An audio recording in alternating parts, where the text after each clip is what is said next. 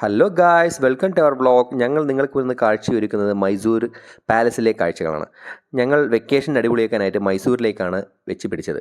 രാത്രി 2 മണിക്ക് ഇവിടുന്ന് വണ്ടി എടുത്തു, ബന്ദിപ്പൂര് വഴി നേരെ മൈസൂരിലേക്ക്. മൈസൂർ ആദ്യമായിട്ടാണ് ഞങ്ങൾ കാണുന്നത്. അപ്പോൾ അവിടെ എത്തിയാൽ തന്നെ പാലസ് കാണണമെന്നായിരുന്നു എല്ലാവരുടെയും ആഗ്രഹം. നേരെ പാലസിലേക്ക് പോയി. പാലസിലേക്ക് കയറി പോകുന്ന ഫ്രണ്ടിൽ തന്നെ നമുക്ക് ഇലക്ട്രിക് വണ്ടികൾ കാണാം. ഒരാൾക്ക് 50 രൂപയാണ് ഇലക്ട്രിക് വണ്ടിയിൽ ഔട്ടർ സൈഡ് മൊത്തം കാണാനുള്ള ചാർജ്. ഞങ്ങളൊന്നും നോക്കിയില്ല, നേരെ അതിൽ കയറിയിരുന്നു. ഔട്ടർ സൈഡ് മൊത്തം കണ്ടു. ചാച്ചിക്കുട്ടി എടുത്ത് നടക്കുക എന്നുള്ള കാര്യം ഇത്തിരി ഗൗരവമായിട്ടുള്ള കാര്യമാണ്.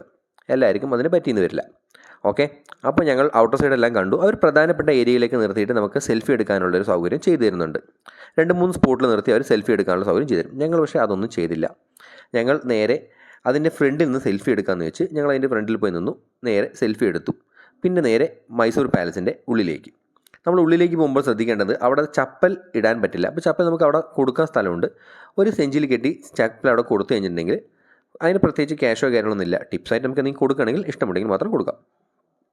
അപ്പോൾ നേരെ പാലസിൻ്റെ ഉള്ളിലേക്ക് കയറി. പാലസിനകം കണ്ടപ്പോൾ തന്നെ ഞങ്ങളുടെ കിളി പോയി. പഴയ കാര്യങ്ങളും പഴയതായിട്ടുള്ള അവരവിടെ ജീവിച്ച രീതികളും അവരുടെ പാലസിൻ്റെ ഉള്ളിലെ ഒരുപാട് കൗതുകം നിറഞ്ഞ കാര്യങ്ങളും കാണാനുണ്ട്. അവരുടെ കരകൗശല വസ്തുക്കളും കാര്യങ്ങളും അവിടെ ഫോട്ടോസ് എടുക്കാൻ ഒരുപാട് സ്പോട്ടുകളുണ്ട്. പക്ഷേ ഒരുപാട് ഭാഗങ്ങളിലേക്ക് നമുക്ക് കയറി പോകാൻ കഴിയില്ല. നമുക്ക് കയറി പോകാൻ പറ്റുന്ന വഴിയുണ്ട്, ആ വേ ഉണ്ട്, അവിടെ മാത്രമേ നമുക്ക് പോകാൻ പറ്റുള്ളൂ. ബാക്കിയെല്ലാം നമുക്ക് ഫോട്ടോസ് എടുക്കാനോ സെൽഫി എടുക്കാനോ അല്ലെങ്കിൽ ഇതിന് മാത്രമേ പറ്റുള്ളൂ. പിന്നെ അവരുടെ ഓരോ പെയിൻറ്റിങ്ങുകൾ, അവർ ജീവിച്ച ജീവിത രീതികൾ, അവരുടെ പഴയ ആൾക്കാരുടെ ഫോട്ടോസുകൾ എല്ലാം അവിടെയുണ്ട്. ഇതൊക്കെ ആരൊക്കെയാണെന്ന് പറഞ്ഞുതരാൻ സത്യം പറഞ്ഞാൽ എനിക്കറിയത്തില്ല. അതറിയുന്നവർ കമൻറ്റിലൂടെ അറിയിക്കുക. ഓക്കെ, ഞങ്ങളിത് പൂർണ്ണമായിട്ടുള്ള വീഡിയോ ഞങ്ങളിതിൽ അപ്ലോഡ് ചെയ്തിട്ടില്ല. ഇതിൻ്റെ ഫുള്ളായിട്ടുള്ള വീഡിയോ വേണം എന്നുള്ളവർക്ക് കമൻറ്റ് ചെയ്യുകയാണെങ്കിൽ ഞാൻ തീർച്ചയായിട്ടും അപ്ലോഡ് ചെയ്യുന്നതായിരിക്കും. രാജസദസ്സിൽ താരസുന്ദരികൾ നൃത്തം ചെയ്യുന്ന സ്ഥലമാണെന്നാണ് ഞങ്ങൾക്ക് തോന്നിയത് ഇവിടെ കണ്ടപ്പോൾ.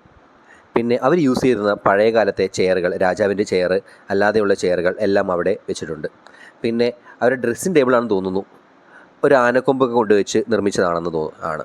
അതിൻ്റെ സെൻട്രലായിട്ട് ഗ്ലാസ് ഉണ്ട്, 2 സൈഡും ഓരോ ആനക്കൊമ്പുമുണ്ട്. അതൊക്കെ കാണാൻ നല്ല ഭംഗിയായിരുന്നു. പിന്നെ ഞങ്ങൾ വീണ്ടും മുന്നോട്ട് പോയപ്പോൾ ഞങ്ങൾക്ക് കാണാൻ കഴിഞ്ഞത് രാജസദസ്സാണ്. രാജസദസ് എന്ന് വെച്ചിട്ടുണ്ടെങ്കിൽ മന്ത്രി രാജാക്കന്മാരും രാജാവും എല്ലാവരും കൂടിയിട്ട് സഭ കൂടുന്ന സ്ഥലമാണ് രാജസദസ് എന്ന് പറയുന്നത്. അതെല്ലാം കണ്ട് ഞങ്ങൾ പുറത്തിറങ്ങിയപ്പോൾ ഒരു കുതിര സവാരി നടത്താമെന്ന് വെച്ചു. നേരെ കുതിരവണ്ടിയിൽ കയറി ടൗൺ മൊത്തം ചുറ്റി. അപ്പോൾ തുടർന്നും ഞങ്ങളുടെ ഇങ്ങനത്തെ വീഡിയോ കാണണമെന്ന് ആഗ്രഹമുള്ളവർ ഞങ്ങളുടെ ചാനൽ സബ് ചെയ്യുക, ലൈക്ക് ചെയ്യുക, ഷെയർ ചെയ്യുക.